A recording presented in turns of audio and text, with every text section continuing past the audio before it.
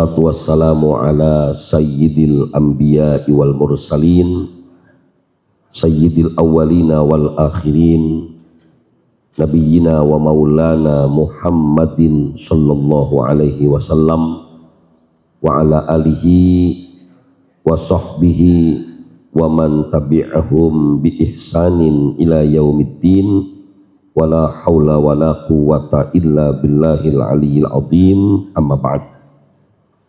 Yaqulullahu subhanahu wa ta'ala fi kitabihil karim, a'udzu billahi minasy syaithanir rajim, bismillahirrahmanirrahim. Dzalika wa may yu'azzim sya'airallah fa innaha min taqwal qulub. Shadaqallahu maulanal azim, wallahu a'lamu bimuradi. Yang sama-sama kita hormati dan kita muliakan para asatidzah, para orang tua, tokoh masyarakat, pengurus yayasan, pengurus DKM Masjid Jami Al-Hikmah, Bapak Ibu hadirin hadirat jamaah majelis ilmu yang dimuliakan Allah Subhanahu wa ta'ala. Puji teriring syukur mari bersama kita panjatkan hanya kehadirat Allah Subhanahu wa ta'ala yang alhamdulillah hari ini kita berada di 10 hari yang pertama di bulan Dzulhijjah. 10 hari pertama yang memang banyak sekali fadilah maupun keistimewaan di hari ini sebagaimana yang disampaikan Nabi kita Muhammad SAW. Maka mudah-mudahan kita semua mendapatkan rahmat dan keberkahan dari Allah Subhanahu wa ta'ala dengan sebab kemuliaan 10 hari yang pertama di bulan Dzulhijjah ini. Yang kedua, sholawat dan salam kita mohonkan kepada Allah Subhanahu wa ta'ala, semoga senantiasa tercurah kemaharibaan junjungan Nabi besar kita Muhammad sallallahu alaihi wasallam kepada keluarga, kepada para sahabat dan kita umatnya yang insya Allah istiqomah sampai hari kiamat nanti. Mengawali majelis yang mulia ini, mari bersama kita baca satu umul kitab, kita bertawassul dengan bacaan Fatihah kita doakan kepada para arwah almarhumah orang-orang tua kita, guru-guru kita, saudara-saudara kita yang telah mendahului kita. Semoga Allah Subhanahu wa ta'ala ampuni dosa-dosanya, Allah terima ibadahnya, Allah jadikan kuburnya raudhah min riyadil jannah. Ila hadhihi niyyah al-Fatihah. A'udzu billahi minasyaitonir rajim. Bismillahirrahmanirrahim. Alhamdulillahi rabbil alamin, arrahmanir rahim, malik yaumiddin, iyyaka na'budu wa iyyaka nasta'in, ihdinas siratal mustaqim, siratal ladzina an'amta 'alaihim ghairil maghdubi 'alaihim waladdallin. Amin.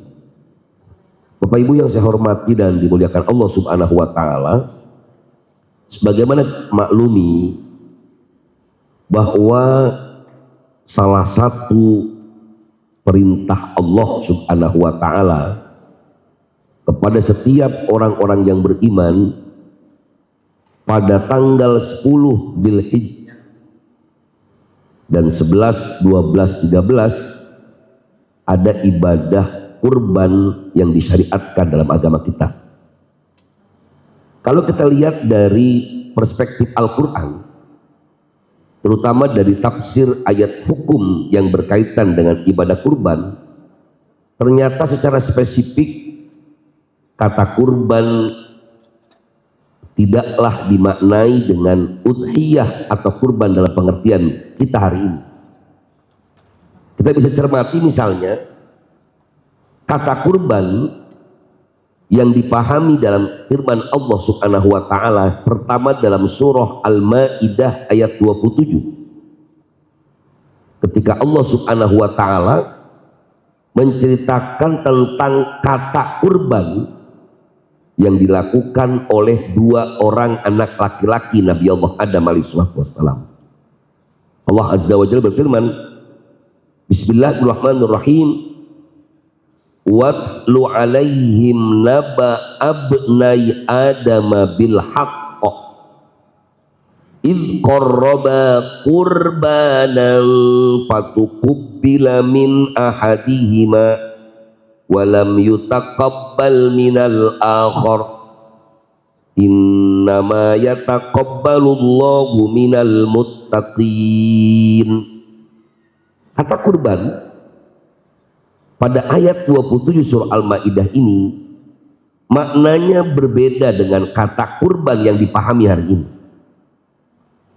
Watlu alaihim, bacakan olehmu ya Muhammad, alaihim kepada mereka, kepada umatmu, naba abnai adama bilhaq, tentang kisah dua anak laki-laki Nabi Allah Adam alaihi salatu wassalam, bilhaqi, dengan sebenar-benarnya, idh qarraba, ketika keduanya melakukan kurbanan. Kata kurban pada ayat ini hadirin rahimakumullah, segala amalan dalam rangka mendekatkan diri kepada Allah Subhanahu wa taala namanya kurban. Ini pengertian kurban secara bahasa. Jadi apapun yang kita lakukan dalam rangka taqarrub kita kepada Allah Subhanahu wa taala secara umum, ini disebut dengan kurban. Di majelis ini kita pernah bahas misalnya bagaimana kita diperintahkan Allah Subhanahu wa taala untuk bertawassul atau berwasilah. Ya ayyuhalladzina amanu taqullah wabtaghu ilaihil wasilah.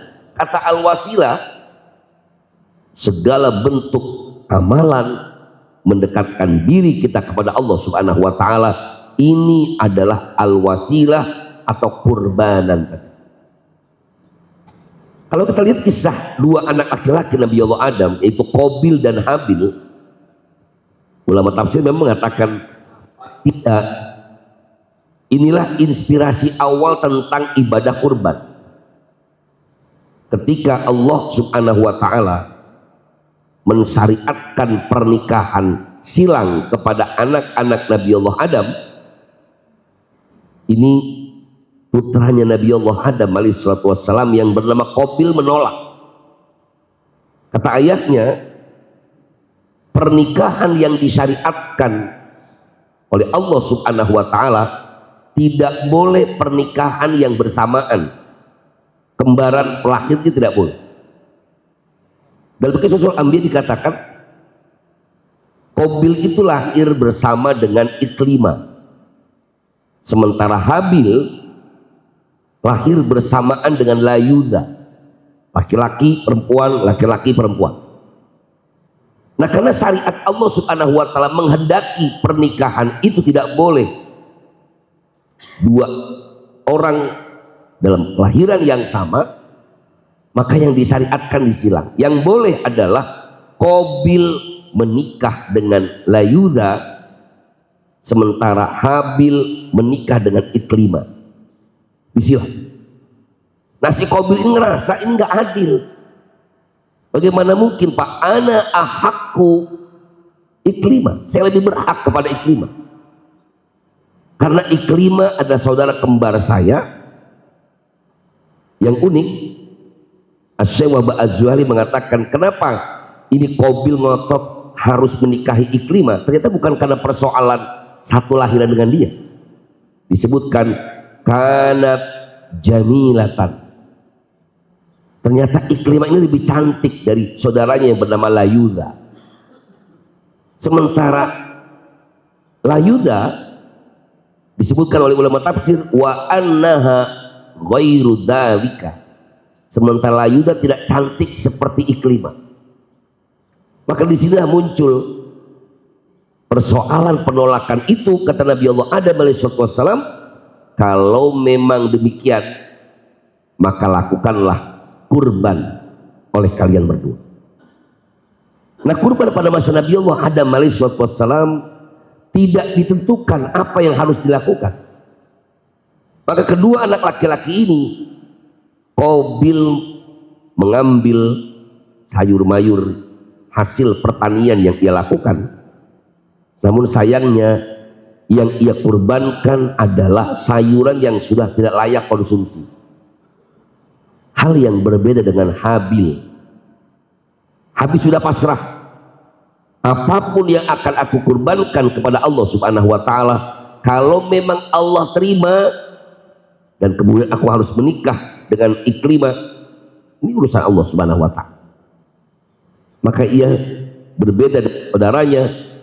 Habil ini berkurban dengan seekor kambing yang gemuk, seekor kambing yang paling ia sukai. Maka ketika kemudian Allah sampaikan fatukubbila min ahadihima walam yutaqabbal minal akhar, Allah Subhanahu wa Ta'ala terima satunya, walam yutaqabbal minal akhar, tapi Allah enggak terima yang lain. Kenapa? Innama yataqabbalullahu minal muttaqin, sesungguhnya Allah menerima hanya dari orang-orang yang bertakwa. Tentu syariat kurban di awal kelahiran umat manusia ini syariat yang berbeda dengan syariat Nabi kita Muhammad SAW. Walaupun lagi-lagi ini pun merupakan sejarah kurban untuk pertama kali. Nah, yang kedua, Al-Quran juga menyebut tentang pengorbanan Nabi Allah Ibrahim alaihissalam. Mungkin ini yang sangat terkenal sebagai sejarah berkurban. Sampai-sampai ada orang mengatakan ketika totalitas ketaatan Nabi Ibrahim alaihissalam kepada Allah Subhanahu wa Ta'ala sampai rela mengorbankan anaknya, maka sudah sepantasnya hari ini kita pun mengorbankan semua yang kita miliki. Kalau itu kambingnya semua nggak usah dimakan lagi. Tentu ini berbeda. Jangan sampai kita salah memahami, karena syariat Nabi Allah Ibrahim alaihissalam pun berbeda dengan syariat Nabi kita Muhammad SAW. Kalaupun ada persamaan, maka ketentuannya bisa jadi berbeda. Nah, ayat Allah Subhanahu wa Ta'ala dalam Al-Quran tentang kisah pengorbanan Nabi Allah Ibrahim alaihissalam, Allah sampaikan dalam Al-Quran surah As-Saffat ayat 102.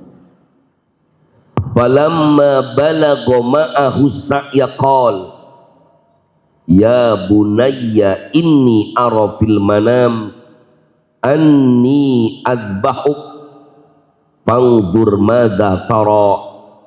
Qala ya abatif al-ma tu'mar satajiduni insyaallahu minas sabirin.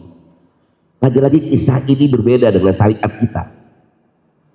Ini hanya bentuk uswah dan ibrah, satu pelajaran bagi kita. Bagaimana perintah Allah Subhanahu wa Ta'ala harus diprioritaskan dari kepentingan apapun.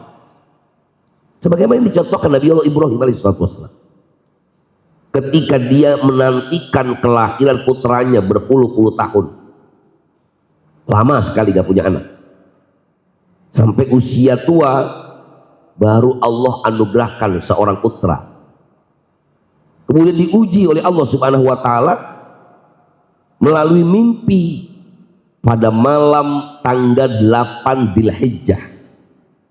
Falamma balagha ma'ahu sa', ayat ini kata ulama terjadi yang pertama pada tanggal 8 Dzulhijjah, di mana Nabi Allah Ibrahim alaihissalam bermimpi didatangi satu malaikat yang mengatakan, wahai Ibrahim, Allah wajibkan kamu untuk menyembelih putramu. Bangun dari tidurnya, Nabi Ibrahim ragu, hal hada minallah aw minasyaitan, ini dari Allah atau dari setan? Maka kata tarwiyah ini berambil akan dari kata rawa yang artinya ragu. Hari ini insya Allah hari tarwiyah jatuh pada hari Senin besok. Malam-malam 9-nya Yaumu Arafah, Nabi Ibrahim bermimpi yang sama. Wahai Ibrahim, Allah wajibkan ke menyembelih putramu. Maka sampai berturut-turut mimpi ini, barulah Arafah dia tahu, yakin ini adalah perintah Allah. Maka tanggal 9 disebut dengan hari Arafah. Yang keduanya kita sunnah berpuasa, terlebih pada tanggal 9 Dzulhijjah, karena ini hari yang sangat mulia, di mana jamaah haji kita melaksanakan puncak haji Al-Hajju Arafah. Para malaikat turun mendoakan orang-orang yang beribadah di hari itu. Nah, hadirin ketika dua kisah ini, dua anak laki-laki Nabi Allah Adam, pengorbanan Nabi Allah Ibrahim alaihissalam, saya katakan tadi, ini syariatnya berbeda. Kalau syariat Nabi Allah Ibrahim di awal, yang disuruh sembelih itu anak. Nah, kalau hari ini orang beranggapan kalau kita ikut Nabi Allah Ibrahim, berarti kita harus bersandiwara dulu, harus pilih salah satu anak kita mungkin yang paling bandel, kemudian kita mau sembelih dulu, baru kita ganti dengan kambing. Karena begitu kisahnya. Ketika kemudian hampir disembelih, baru, wahai Ibrahim, kamu sudah lulus. Wa fadainahu bidzibhin azim. Kami tebus. Karena anak yang disembelih, menurut ulama tafsir, ada yang mengatakan kata ya bunayya, wahai anakku, yang dimaksud adalah Nabi Allah Ishak, sebagaimana Imam Ibnu Katsir mengatakan. Ada pula ulama yang mengatakan, yang sangat masyhur di negeri kita, yang akan disembelih itu adalah Nabi Allah Ismail alaihissalam, saat usianya sekitar 9 sampai 13 tahun. Maka syariat ini kemudian ketika pada masa Nabi kita Muhammad Shallallahu Alaihi Wasallam, Allah tidak mensyariatkan dengan awal yang seperti Nabi Allah Ibrahim. Allah tidak syariatkan seperti kurban pada masa Nabi Allah Adam, tapi Allah menjelaskan secara langsung yang harus dikurbankan, sebagaimana Allah sampaikan dalam surah Al-Hajj di ayat 36. Wal budna ja'alnaha lakum min sya'airillah lakum fiha khair. Wal budna, dan unta kami jadikan unta bagi kalian sebagian dari syiar agama Allah subhanahu wa ta'ala. Lakum fiha khair, di mana unta ini bagi kalian ada kebaikan di dalamnya. Juga surah Al-Hajj sebelumnya tadi dibaca ayatnya oleh imam kita, razaqahum min bahimatil an'am, bahwa yang disembelih saat ibadah itu min bahimatil an'am, yaitu binatang ternak yang sudah dimaklumi oleh para masyarakat Arab kala itu. Ditegaskan oleh Nabi kita Muhammad SAW bahwa binatang ternak yang dimaksud adalah unta, sapi, kambing. Maka ketentuan ini ketentuan yang khusus berlaku untuk kita umat Nabi Muhammad SAW. Bahkan kemudian dalam perspektif ayat-ayat hukum, Allah langsung sampaikan dalam surah Al-Kautsar, fasholli li rabbika wanhar, maka sholatlah karena Tuhanmu, wanhar, dan berkurbanlah. Maka ketika memang ayat-ayat Al-Quran yang berkaitan dengan ibadah kurban ini disampaikan oleh Allah subhanahu wa ta'ala dalam bentuk amar, perintah, dalam kaidah usul fiqh dikatakan al-aslu fil amri lil wujub. Hukum asal dari sebuah perintah itu wajib, illa an yakuna dalilu, kecuali ada dalil yang menyebutnya tidak wajib. Maka kalau kita lihat dalam perspektif fikih, Bapak Ibu yang saya hormati, wajar kalau kedudukan ibadah kurban ini ada ulama yang menyebut hukumnya wajib, ada pula yang menyebutnya dengan sunnah muakkadah. Dari mana mereka mengambil? Dari kalimat fasholli li rabbika wanhar. Al-Imam Abu Hanifah mengatakan bahwa ibadah kurban itu wajib bagi mereka yang mampu. Beliau beralasan bukan cuma satu ayat ini, tetapi juga berdasarkan hadis Nabi kita Muhammad SAW, di mana kata Nabi, man wajada sa'atan, falam yudhi fala yakribanna musallana. Siapa orang yang punya kelebihan, punya keluasan rezeki, tetapi dia tidak melaksanakan ibadah kurban, kata Nabi, maka jangan dekat-dekat dengan tempat sholat kami. Tapi mayoritas ulama menolak klaim ini karena apa yang disabdakan Nabi hanya bagian dari motivasi yang keras, peringatan yang keras, walaupun tidak sampai kepada wajib. Sebagian ulama mengatakan ini sama dengan hadis Rasulullah yang mengatakan siapa orang yang menjadi tetangga masjid maka tidak ada sholat baginya kecuali di masjid. La sholata li jaril masjid illa fil masjid. Tidak ada sholat bagi tetangganya masjid kecuali di masjid. Ini kata la sholata, kita bisa lihat dari hadis yang lain, la sholata liman lam yaqra bi fatihatil kitab. Sama-sama kalimatnya la sholata, tetapi ulama sepakat kata la sholata liman lam yaqra bi fatihatil kitab. Mereka mengatakan la di sini maknanya aila tasihu, tidak sah sholat seseorang yang tidak membaca surah Al-Fatihah.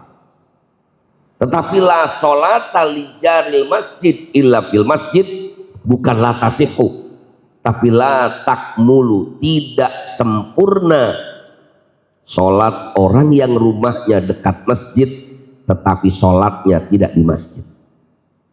Kok bisa berbeda Pak Ustadz? Ini karena memang ada hadis lain yang mendukung itu. Inilah pentingnya memahami hadis, apalagi hadis ataupun ayat yang berkaitan dengan hukum, untuk dipahaminya tidak berdiri sendiri.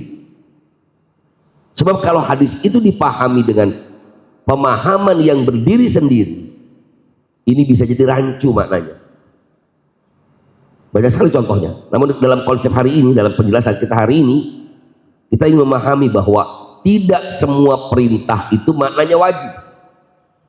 Tidak semua larangan maknanya haram. Ada hadis yang juga sangat sering ditanyakan pada musim Idul Adha ini.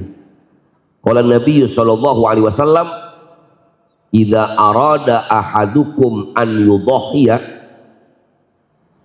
idza dakhala al-asru min dzilhijjah wa arada ahadukum an yudhiya falyumsik an sya'rihi wa adfarihi."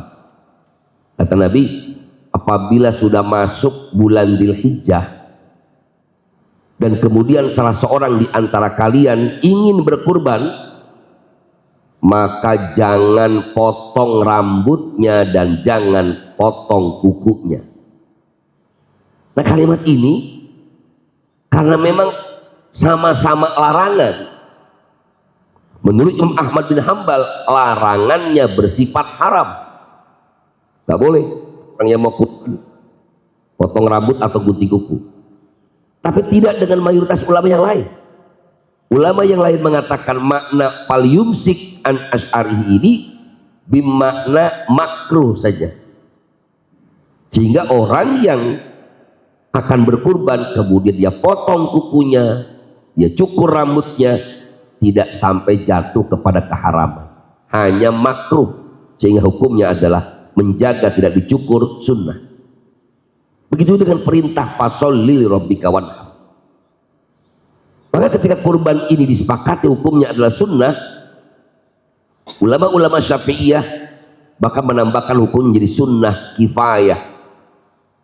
Kalau sunnah muakkadah bagi mereka yang mampu tidak berkurban tercela. Tetapi ada hukum yang kedua, sunnah kifayah, di mana ketika satu orang dari anggota keluarga melaksanakan ibadah kurban atas namanya, maka insya Allah semua anggota keluarga itu mendapatkan pahala kurbannya. Hadirin rahimakumullah, para ulama juga berbeda memahami ayat fakulu minha wa at'imul qani awal mu'tar. Masih di surah Al-Hajj ayat 36. Ulama katakan ayat ini memang berkaitan dengan seluruh perintah Allah dalam syariat penyembelihan hewan. Maka ayat ini berkaitan dengan dam yang kita bahas beberapa waktu yang lalu, penyembelihan kambing, unta dan sapi, dan juga berkaitan dengan ibadah kurban. Di mana perintah Allah fakulu minha wa at'imul qani awal muqtar. Hewan ternak yang sudah kamu sembelih, Allah perintahkan fakulu minha, maka konsumsilah, makanlah. Wa at'imul qani awal muqtar, baru kemudian berikan makanannya, berikan sisanya kepada orang-orang yang membutuhkannya, orang-orang miskin yang tidak meminta, wal muqtar, dan orang-orang miskin yang meminta. Mayoritas ulama katakan ini menjadi dalil penting tentang siapa orang yang berhak menerima daging dari hewan yang kita sembelih. Khususnya untuk hewan kurban, para ulama katakan siapapun mereka yang berkurban, kalau menggunakan ayat ini maka harus dimakan. Sebagian mengatakan perintahnya lil ibahah. Wa qala Malik yustahabbu dzalika. Kata Imam Malik rahimahullah, orang yang berkurban saat ia melakukan penyembelihan hewan kurban, maka sunnah baginya untuk mengambil sebagian yang ia potong tadi untuk dimakan di rumah bersama keluarganya. Sunnah. Wa qala ba'duhum yajibu. Maka Imam Ahmad bin Hanbal mengatakan wajib, walaupun mayoritas ulama mengatakan sunnah, artinya ambillah walau sedikit. Nah, kata fakulu minha, para ulama tafsir mengatakan ada yang menyebutnya kalau itu ibadah kurbannya kurban sunnah, maka boleh diambil setengahnya diambil untuk dikonsumsi bersama keluarga, setengahnya lagi disodakohkan kepada fakir miskin. Ini pendapat yang pertama. Pendapat yang kedua, aslatan, dibagi 3. 1/3 dikonsumsi oleh si pengurban dan keluarganya, 1/3 ia berikan kepada kerabatnya, dan ini berlaku siapapun, tetangganya, yang miskin, yang kaya, gak masalah. 1/3 yang terakhir diberikan al-qani' wal muqtar, kepada fakir miskin. Nah, di masyarakat kita terkadang ada anggapan bahwa panitia pengumpulan kurban itu adalah amil yang merasa bahwa mereka berhak untuk menerima dagingnya. Padahal tidak ada satupun hadis Rasulullah SAW, tidak ada satupun sejarah yang ditulis oleh para ulama-ulama salafus saleh yang mengatakan bahwa kurban itu ada amilnya. Tidak ada. Nah, terus kenapa ada panitia, Ustaz? Panitia ada di akhir-akhir sekarang ini. Amil itu hanya dikenal yang berhak menerima apa yang diberikan oleh masyarakat, itu hanya pada amil zakat. Sebagaimana tidak ada amil sodakoh, yang ada amil zakat. Innama sodaqatu lil fuqara wal masakin wal amilin, di surah At-Taubah ayat 60. Nah, karena kedudukan panitia kurban bukan amil, maka mereka harus memperhatikan ayat ini. Fakulu minha wa at'imul qani' wal muqtar. Artinya apa? Orang yang berkurban sunnah, panitia harus menawarkan, ibu kurban kira-kira mau ambil apanya. Walaupun tentu nggak berlebihan, maksimal menurut mayoritas ulama adalah 1/3. Nah, kurban sunnah ini tentu boleh diberikan kepada siapapun, kepada orang kaya sekalipun nggak masalah. Kalau kurbannya kurban sunnah, fakulu minha. Karena lagi-lagi kurban itu bukanlah hal yang sama dengan zakat, tidak sama dengan sedekah biasa. Kalau zakat ada hitung-hitungannya.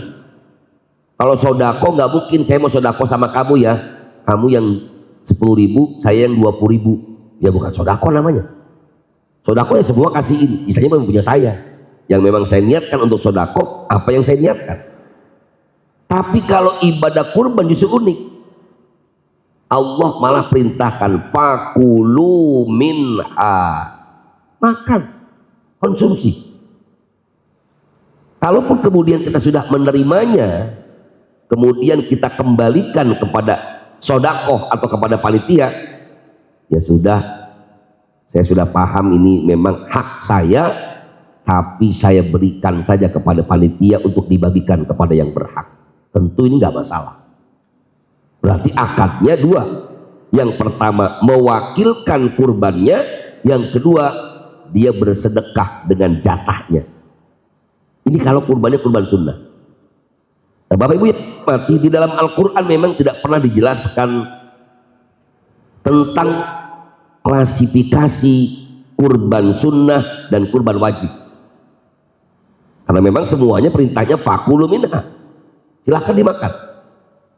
Tetapi oleh para ulama berdasarkan hadis-hadis Rasulullah SAW dipahami kalau satu ibadah itu dinadarkan, maka ibadah yang sunnah berubah hukumnya menjadi wajib. Saya kalau pertandingan Persib lawan Persija, Persib menang, saya mau nadar kurban tahun ini, ternyata menang, maka kurbannya yang tadinya sunnah berubah menjadi wajib. Contoh yang kedua, kurban wajib. Ini agak berat memang di mazhab Syafi'i. Orang yang ketika ditanya, Bu, ngapain itu di situ di tukang kambing? Ini kambing kurban saya. Itu dianggap wajib. Untungnya pendapat ini juga menurut murid-muridnya Imam Syafi'i, atau dalam fikih disebut ulama-ulama Syafi'iyah, selama niatnya belum dinadarkan maka masih kurban sunnah. Yang kedua yang masuk dalam kategori kurban wajib adalah kurban yang diniatkan untuk orang meninggal dunia, di mana orang ini tidak pernah berwasiat untuk berkurban. Kalau misalnya ada orang saat hidup bilang, kalau nanti musim Idul Adha, Bapak masih punya simpanan uang di sana, kamu ambil uangnya, kalaupun Bapak sudah meninggal dunia, kamu kurbankan buat Bapak. Maka ini namanya wasiat.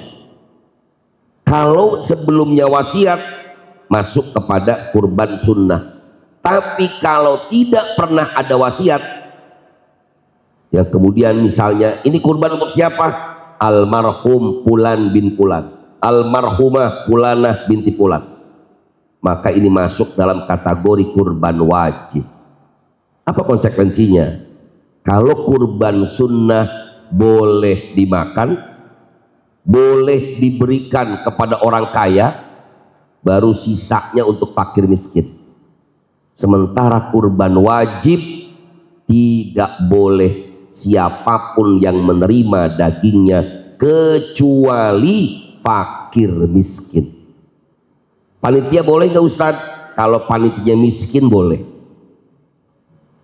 Tetangga sebelah boleh nggak Pak Ustadz? Boleh kalau miskin. Itu aja cuma miskin. Nah hari ini kita kan nggak peduli itu.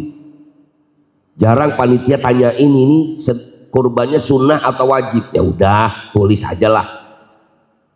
Nggak pernah kita menanyakan ini mau diterima apa enggak. Malah mungkin sebagian kita akan menganggap kalau ada orang yang nitip kurban terlalu banyak permintaan, malas kita ngurusinnya. Ini saya nitip kurban ya Pak, Tapi saya minta nanti satu paha belakang buat saya sama hatinya deh, lagi dua. Biasanya panitia yang kesel, yaudah bawa pulang aja sendiri deh, bawa pulang. Kurbannya sendiri. Padahal itu syariah. Hak harus ditawarkan. Dan panitia kurban harusnya memahami fikih kurban. Ini yang seringkali menjadi problem kita. Yang ngurusin zakat gak ngerti fikih zakat, gak ngerti manajemen zakat, gak ngerti bagaimana mengelolanya dengan baik. Harusnya ada dewan syariahnya yang ngurusin syariahnya. Harusnya ada dewan ekonomi yang mengurusi keekonomiannya. Sama dengan kurban. Ketika memang dia bukan amil, akhirnya problemnya hari ini orang yang menjadi panitia menganggap ini bisnis tahunan. Sehingga kalau kemudian dia nggak dapat porsi yang lebih banyak, mereka menganggap, loh wajar dong, saya kan amil, dapat. Pada sama sekali tidak ada satupun nas bahwa dalam kurban ada amil di dalamnya. Tentu hadirin jamaah yang dimuliakan Allah Subhanahu wa taala, prinsip dari ibadah kurban adalah ketakwaan. Sebagaimana kisah dua anak laki-laki Nabi Allah Adam tentang kurban pun Allah sebutkan dalam surah Al-Hajj ayat berikutnya, la yanalallaha luhumuha wala dima'uha walaki yanaluhu taqwa minkum. Di surah Al-Hajj ayat 37, Allah tidaklah melihat dagingnya, tidak pula melihat darahnya yang sampai kepada Allah, bukan itu semua. Walaki yanaluhu taqwa minkum, tetapi yang sampai adalah ketakwaanmu kepada Allah Subhanahu wa taala. Maka hal-hal yang harus menjadi koreksi kita, misalnya banyak orang berlomba-lomba menyembelih hewan kurban hanya untuk mendapatkan pencitraan, sehingga dia merasa perlu, kalau saya kurbannya di mana-mana kayaknya nggak keren, korbannya harus di sini, di absen, kerbau sapinya besar, ini sapi atas nama Bapak Fulan, Masya Allah sapinya harganya 500 juta, keren Bapak Fulan. Padahal bisa jadi ada tempat atau orang-orang yang lebih membutuhkan. Jadi berkurban dalam senyap, kenapa tidak? Kita kirimkan uangnya ke satu daerah terpencil, mereka beli sapi, kita tahu mereka amanah, dibagikan kepada fakir miskin, tentu itu lebih bermanfaat. Walaupun mungkin tidak ada publikasi, tidak ada pengumuman di masjid, tidak ada kumpul rame-rame, tahu-tahu sudah melaksanakan ibadah kurban. Inilah hadirin rahimakumullah beberapa ayat-ayat hukum yang berkaitan dengan kesunahan beribadah kurban. Tentu mudah-mudahan Allah Subhanahu wa taala panjangkan umur kita agar bisa berjumpa dengan hari-hari yang penuh berkah ini, dan Allah banyakkan rezeki kita sehingga insya Allah kita bisa berbagi kepada orang lain yang lebih membutuhkan. Terima kasih dan mohon maaf jika terdapat kata-kata yang kurang pantas pada penjelasan kita di pagi hari ini. Seperti biasa, mungkin banyak hal yang ingin didiskusikan atau ditanyakan, saya persilahkan. Hadanallahu wa iyyakum ajma'in. Wassalamualaikum warahmatullahi wabarakatuh. Ya, silakan.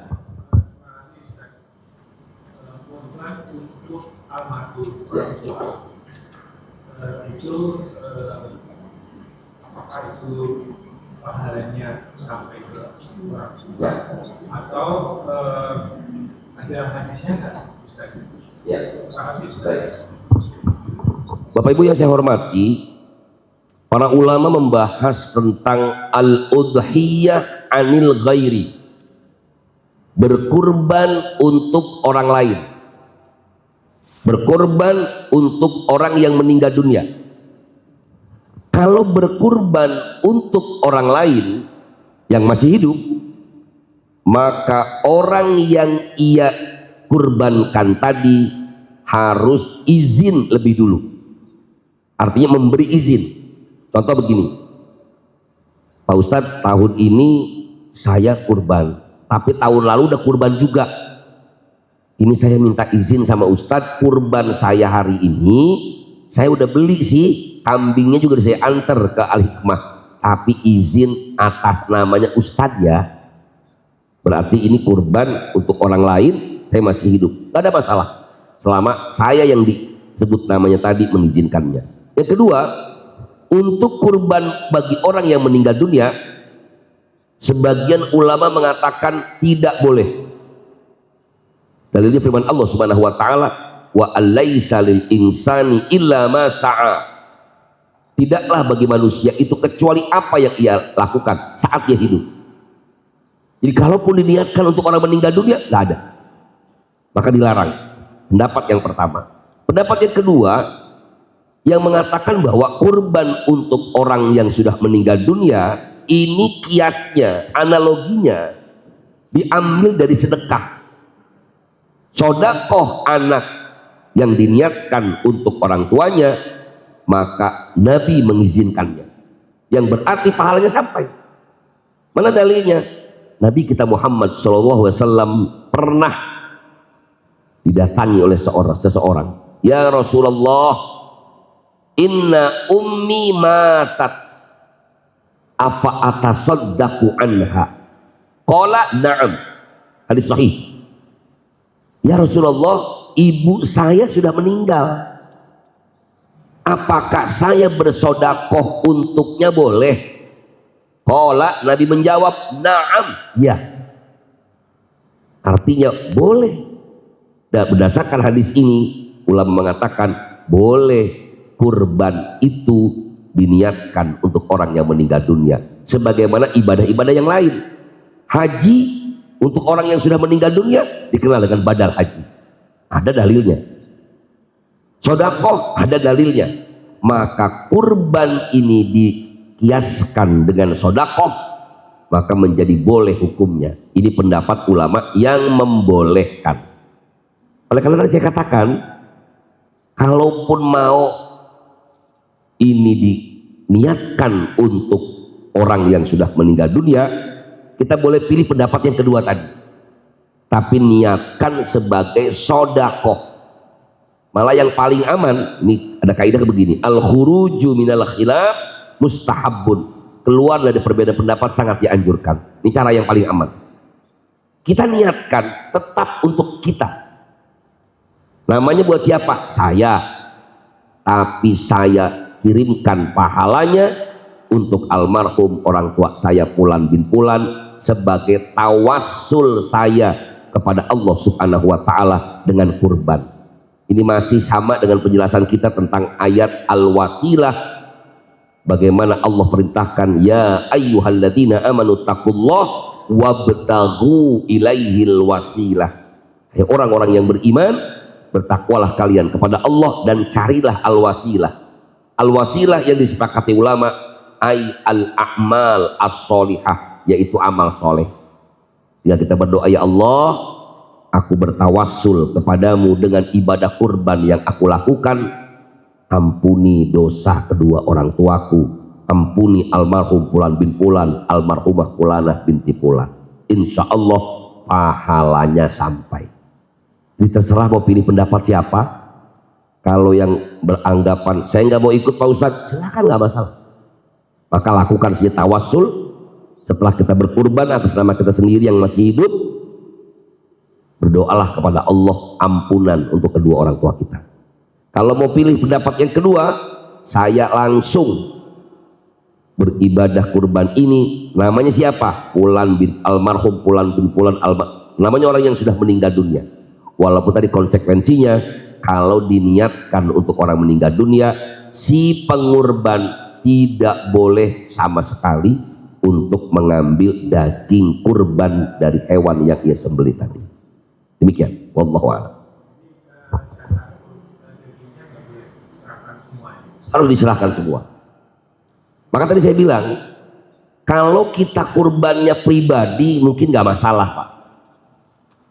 Nah kan yang repot ketika kedudukan panitia adalah wakil tadi. Lah kalau kedudukan panitia adalah wakil, yang berarti sama dengan pengurban, ini problemnya daging ini nggak boleh dikasihkan kalau itu kurban wajib, kecuali fakir miskin. Makanya harus dipisah, Pak. Takutnya nanti ada tetangga yang padahal dia orang kaya, Cuman kok tumben istrinya ngidam pengen banget makan sate kambing, tapi kambing yang khusus disembeli di masjid Al-Hikmah. Kan repot Pak. Sementara kita lihat mobilnya mobil Eropa semua, rumahnya mewah, tapi kok minta ke sini, minta 1 ekor sebelahnya aja dikit tuh pahanya sama hatinya. Sementara ini kambingnya kurbannya kurban wajib, nggak boleh orang kaya terima. Termasuk yang pernah kita diskusikan juga, non muslim boleh nggak Pak Ustadz? Non muslim boleh kalau kambing kurbannya yang sunnah Pak, tapi kalau yang wajib nggak boleh. Kalau kurbannya kurban yang sunnah nggak apa-apa, apalagi tetangga sebelah misalnya non muslim sampai datang lu pengen banget nyate deh, kasih aja nggak apa-apa. Tapi tadi dari kurban yang sunnah, bukan kurban yang wajib. Wallahu a'lam. Demikian. Ya. Sudah ada yang namanya ambil kurban. Ya. Tapi pembentukan panitia kurban itu dibolehkan.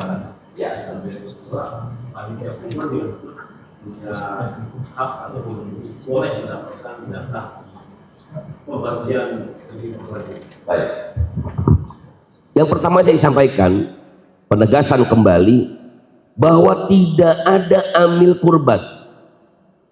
Kenapa ini penting? Supaya panitia kurban itu karena memang bukan amil, dia merasa berhak untuk mendapatkan daging kurban itu. Nah tadi pertanyaannya, apakah panitia kurban itu boleh mendapatkan daging kurban? Nah, ini pertama yang penting.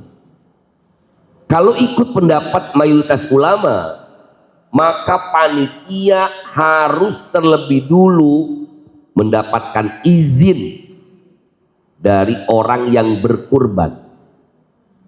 Boleh melalui ijab qabul, misalnya panitia dititipkan kambing atau sapi, maka kita sampaikan ijab qabulnya. Pertama kita kasih tahu ini buat siapa niat pahalanya. Oh buat pulan 7 orang. Tapi karena ini semuanya orang yang hidup, berarti kurbannya kurban sunnah. Panitia menanyakan, kita kirim kemana dagingnya? Mau diterima atau tidak? Kalau memang mau diterima, catat.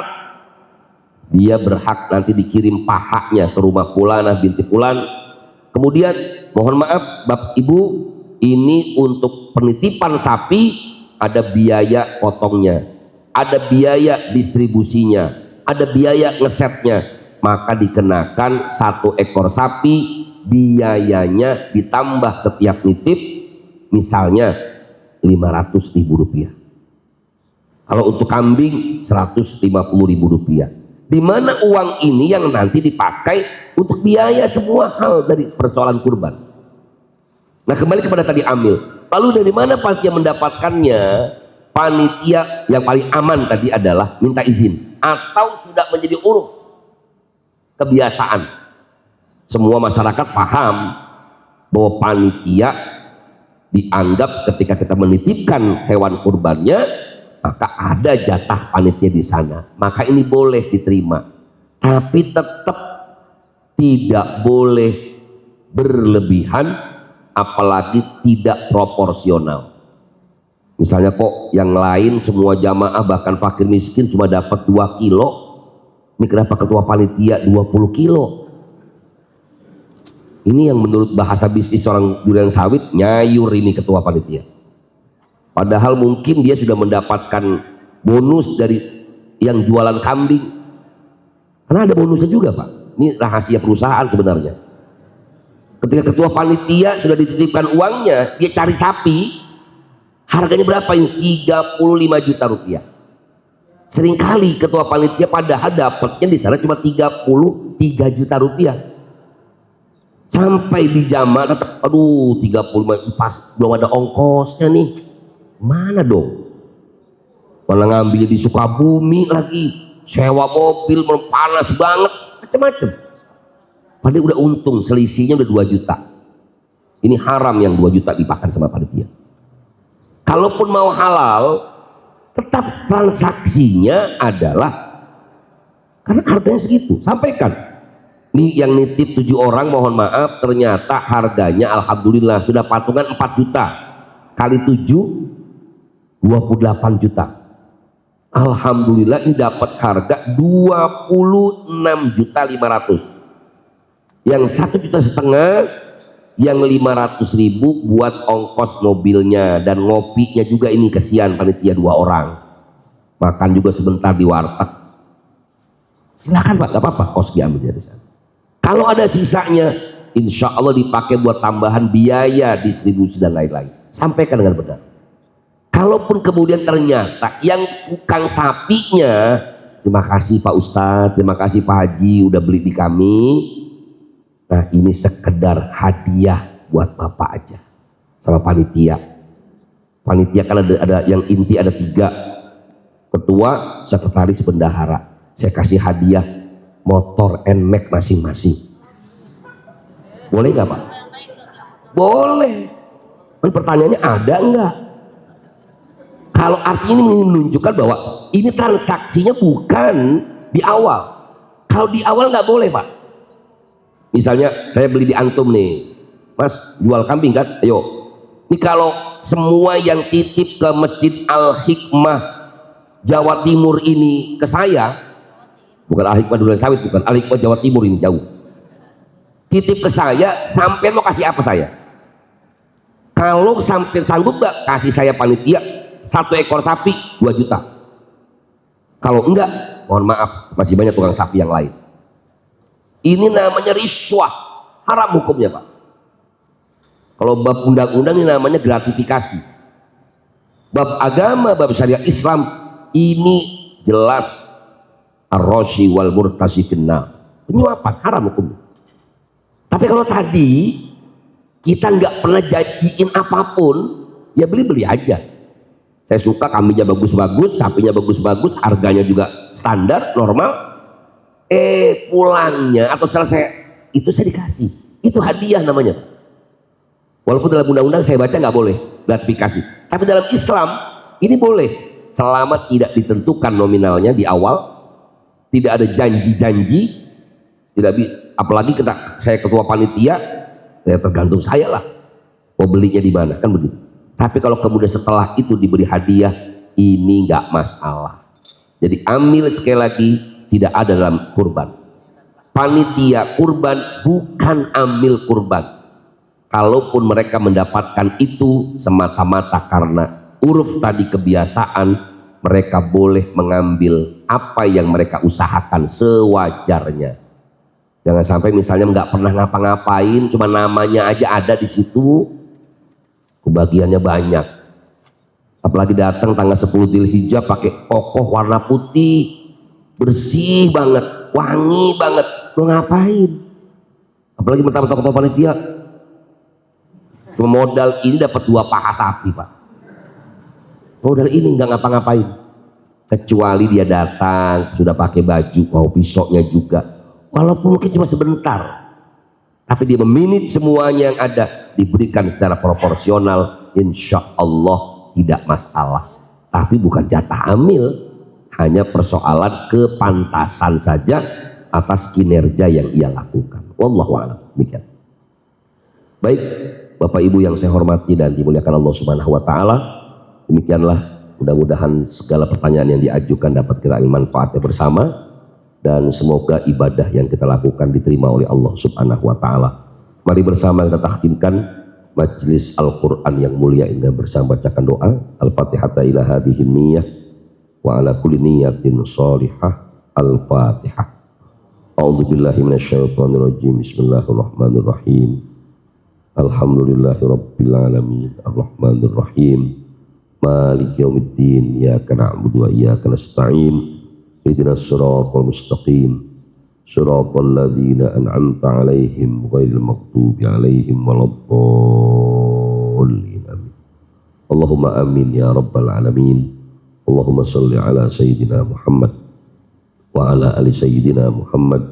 Allahumma ighfir lana dzunubana wa liwalidina wa limasyayikhina wa liman hadarana wa liman ghaba 'anna ولجميع المسلمين والمسلمات والمؤمنين والمؤمنات الأحياء منهم والأموات ربنا تقبل منا إنك أنت السميع العليم وتب علينا إنك أنت التواب الرحيم Rabbana atina fid dunya hasanah wa fil akhirati hasanah wa qina adzabannar walhamdulillahi rabbil alamin. Subhanakallahumma wa bihamdika asyhadu an la ilaha illa anta astaghfiruka wa atubu ilaik. Wassalamualaikum warahmatullahi wabarakatuh.